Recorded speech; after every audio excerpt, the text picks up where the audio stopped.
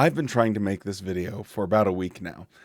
The Toni Morris news was so historic and unprecedented, and it just blew all of us away, completely shocked the Jehovah's Witness and ex-Jehovah's Witness world.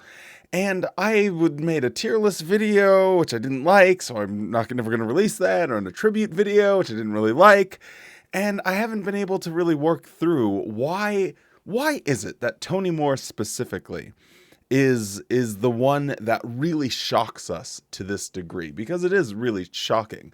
Because I think if it was Mark Sanderson or Kenneth Cook, we would have just been like, or even Sam Hurd, we would have been like, well, oh, okay. It would have been shocking news and would have led to a lot of speculation, but nothing that even would come close to comparing our reaction and feeling when it comes to Toni Morris.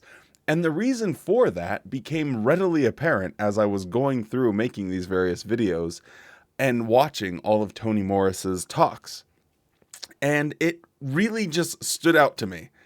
Toni Morris, Anthony Morris III, he embodies everything wrong with Jehovah's Witnesses and Watchtower leadership.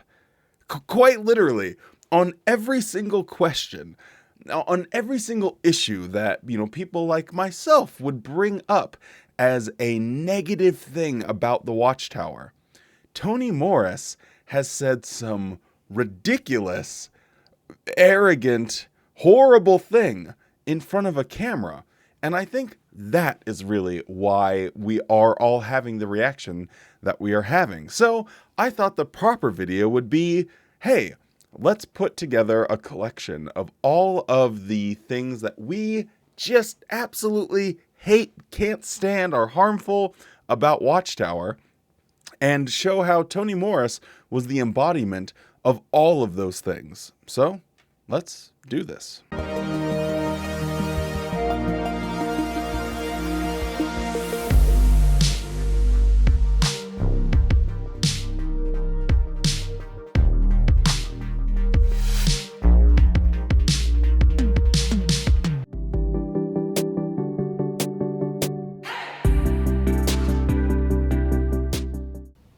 Your personal relations, just like everybody else, unless you're a toddler. We know how Jehovah sanctify them, but as you get older, you are responsible. Remember the nice demo? We've mentioned that before. Well, I'm not ready to get baptized. Okay, let's hold off on your driver's license. What? I'm 16. What are you talking about? I'm ready. I know I'm ready. Yeah, you're ready for a driver's license, but you're not ready to dedicate your life. Explain that one to heaven. That's why we repeated it on the program.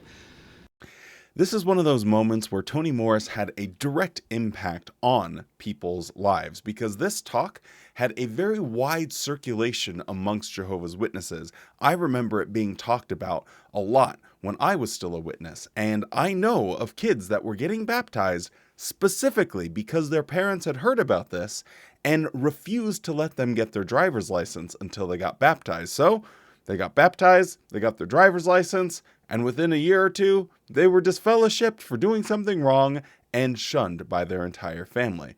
It's absolutely grotesque what Toni Morris is suggesting here. And he quite literally ruined people's lives, ruined people's relationship with their family. Relationships that have to this day not been repaired. It's absolutely bananas to me that this man can come out here and say, hey, a driver's license is directly linked with your spirituality and relationship to God. Something that is completely private and personal. He makes it about a driver's license. Yeah, so this one, it absolutely had to go in how Watchtower ruins people's lives, how Toni Morris quite literally embodies everything we don't like about Watchtower, and that is forcing children, forcing minors to make a lifelong pledge to be a Jehovah's Witness when there is a good chance, like a 70, 30, 80%, I don't know what the numbers are, chance that they are going to mess up somehow and get disfellowshipped and then have their complete life structure, their social structure, their support system. All of that will be immediately taken away. So yeah, Tony Morris, big L on this one.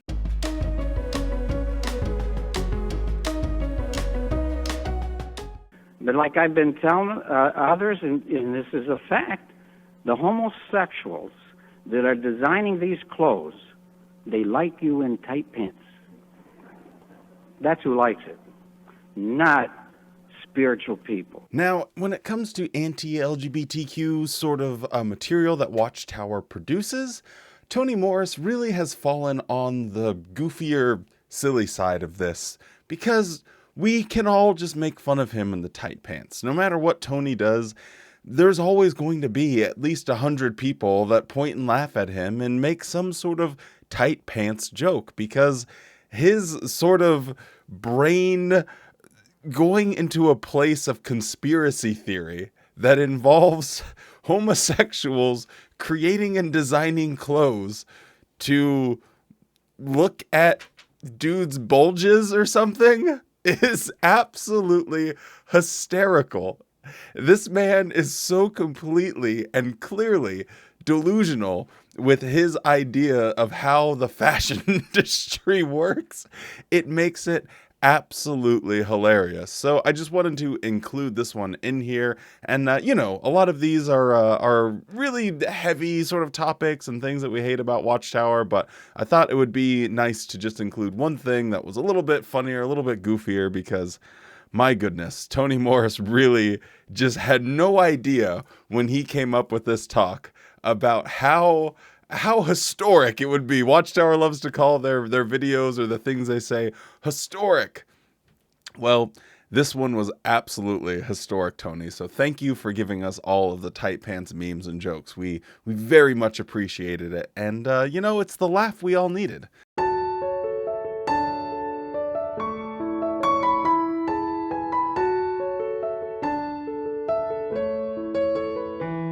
We're going to talk about money. Now, the fact is we never beg for money, but that's not to say we can't talk about money. If we really love him, we're going to observe his word. Now, that means not just carrying out the kingdom, putting our time and energy into it. It also means money.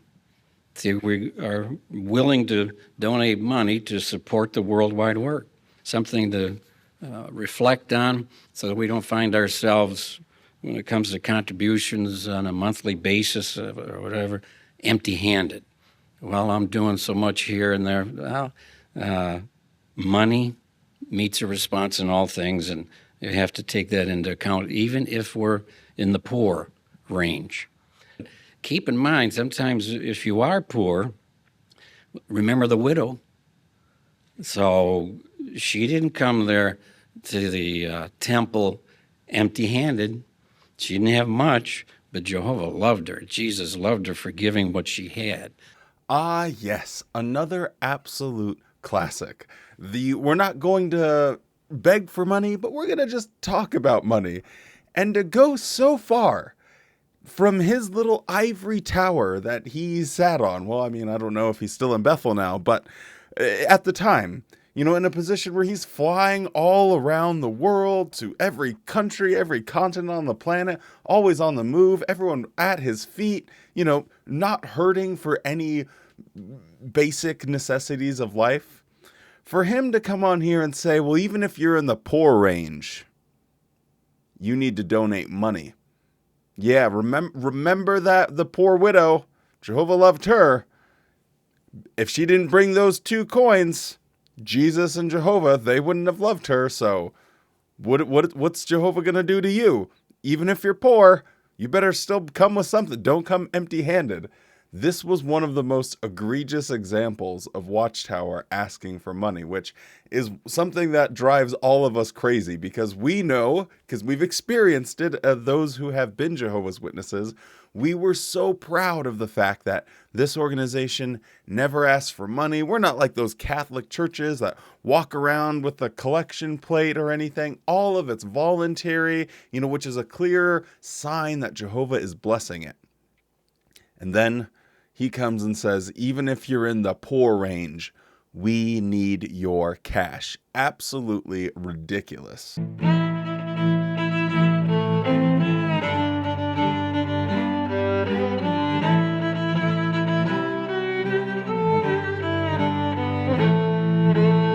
Some have felt that spending time with non-believers in a university setting is no different than working secularly with those who do not share our beliefs. And in fact, bad associations in the workplace can be a real danger.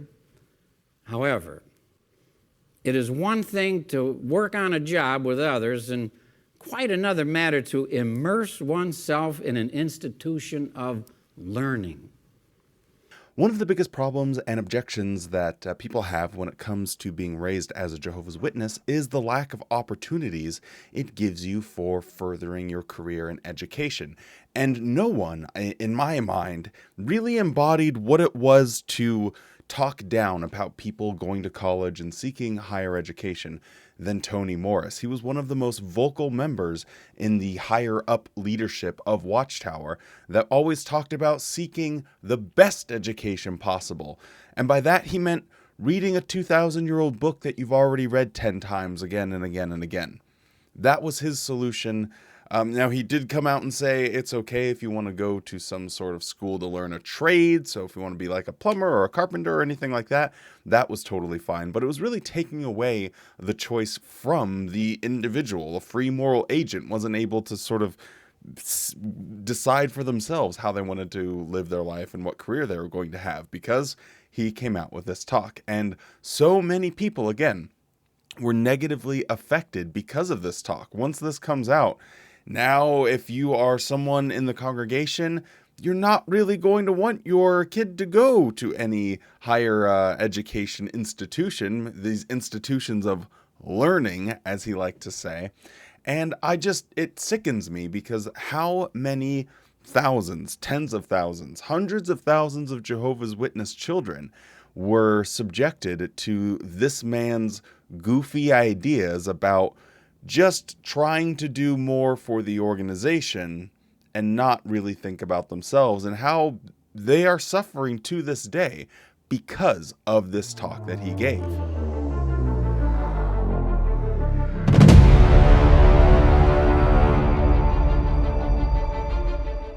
The authorities in Norway have threatened to remove our legal registration because of our scriptural beliefs and practices regarding disfellowshipping.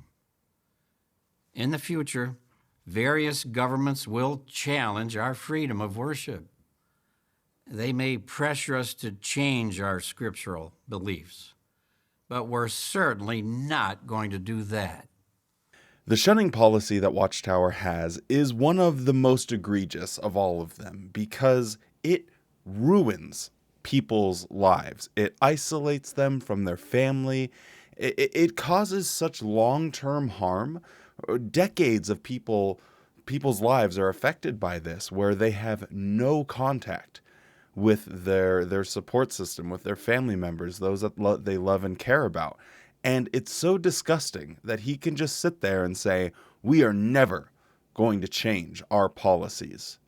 It's absolutely ridiculous from every angle you look at it. From a moral or a biblical perspective, it makes absolutely no sense. And Tony Morris really came down pretty hard with the old Watchtower governing body hammer on this one. So again, a perfect instance of how he just embodies everything that we fight against when it comes to Watchtower's bad practices. And one of the biggest has to be the shunning policy. But I've saved the last two that are, in my mind, the absolute worst. So yeah, let's get into those.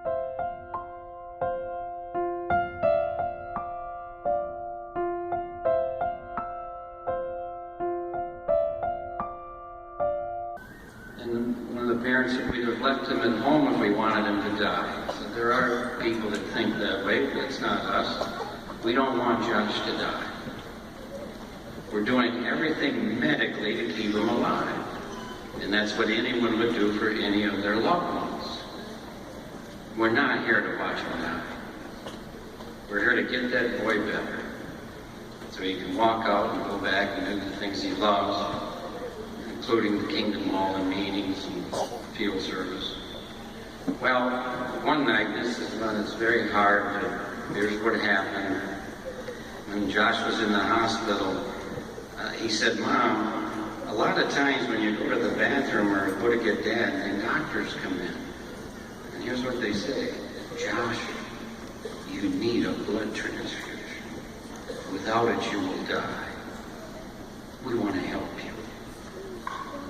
You know what Josh responded? All alone. Then please respect my wishes about blood. He said, I told one doctor who tried to get me to take blood, you may think I'm crazy, but I have all my thinking abilities. I just want to live by Jehovah's law on blood. He knows what is best for us. The best thing for me is to respect the sanctity of life, and if I die, I will live again.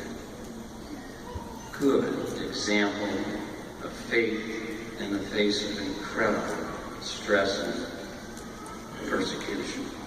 Amazing young fella. And when he's resurrected, see, you'll hear more from him because Jehovah loves that little fella.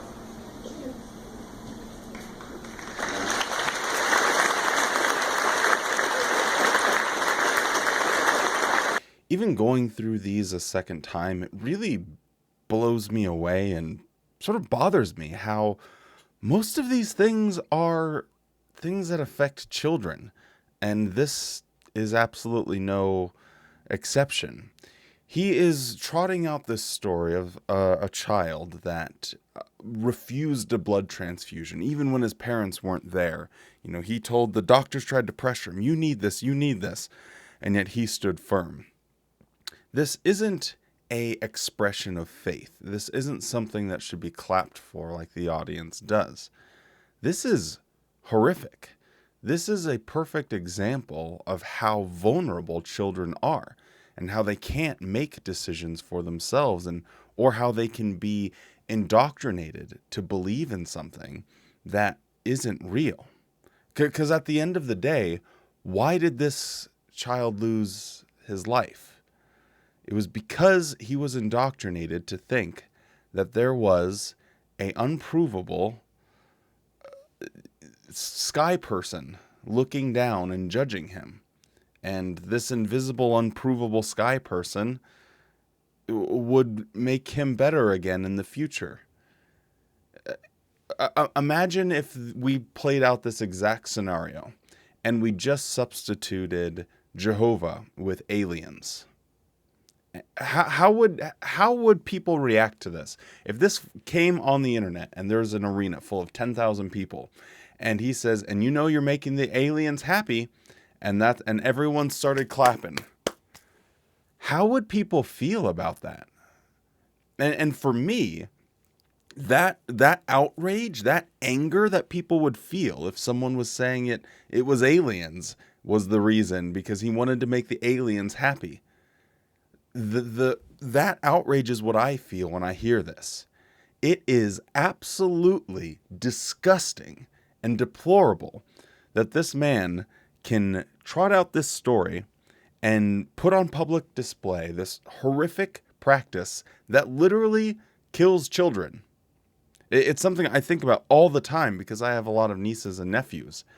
What would happen if they were in some circumstance and they needed a blood transfusion, and my idiot of a brother sat there and said, nope, I know the aliens one day will bring them back to life, so we're just going to sit back idly and pray to the aliens and thank the aliens. Like, how are we allowing this to happen in modern society? It absolutely drives me up a wall. Anyway, so this is, again, these ones are a lot more heavy hitting, but the next one also a real whopper.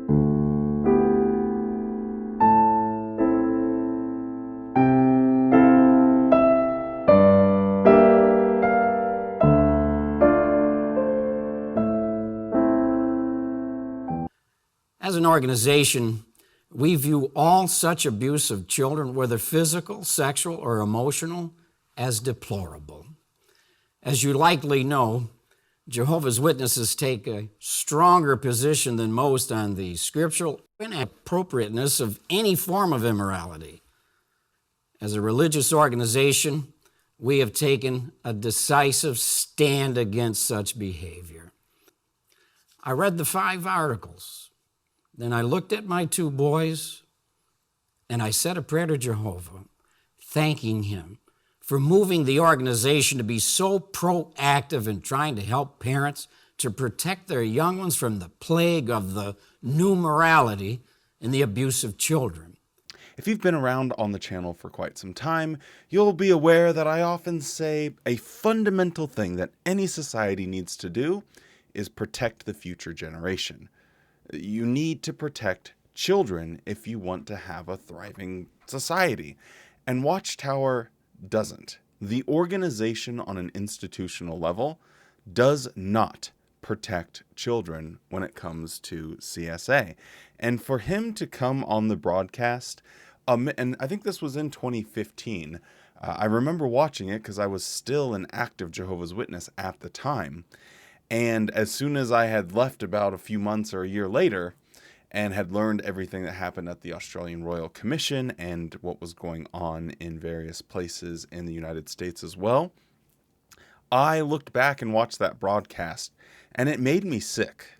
It made me sick that Jehovah's Witnesses, myself included, were sitting there with a level of pride as he talks about other organizations, you know, weren't really talking about the problem, but how we, you know, were proactive in protecting children and how that was a priority. And I was one of the people that listened to this and shook my head and said, boy, howdy, hey, that's me, that's us. And that is a big, fat, ugly lie. It just is. Governments are becoming more and more aware of Watchtower's practices, and they have been and are going to continue to absolutely drop a hammer on this organization and expose them for their practices that they have currently and that they have had in the past. And one of the things that Watchtower gets a big F on, if we're grading them, is the protection of children. And Tony Morris, with this talk and his response to some of the news that was coming out at that time, and him coming out and saying, hey, we made this Watchtower article that blamed it on homosexuals and the quote-unquote new morality. What are you talking about? There's not this new morality that popped up in human culture that said it was okay to sleep with children and minors. That's not a thing. That's not a real thing. And if there was someone advocating for that, it was such a tiny, insignificant amount of people that you can't call it, well, the world standard in adopting this new morality. There wasn't 51% of the human population saying, yeah, CSA, that's actually A-okay. He's just blaming it on something that actually doesn't exist. So yeah, this has to be absolutely the worst of all of them. But I thought this would be a way that we could sort of look back at Tony Morris's legacy and appreciate how he was the single governing body member that, in my mind, over all of the others, embodied everything that we dislike about this organization. If you're still around, don't forget to drop a like on the video and subscribe to the channel for future content like this, and I will see you next time.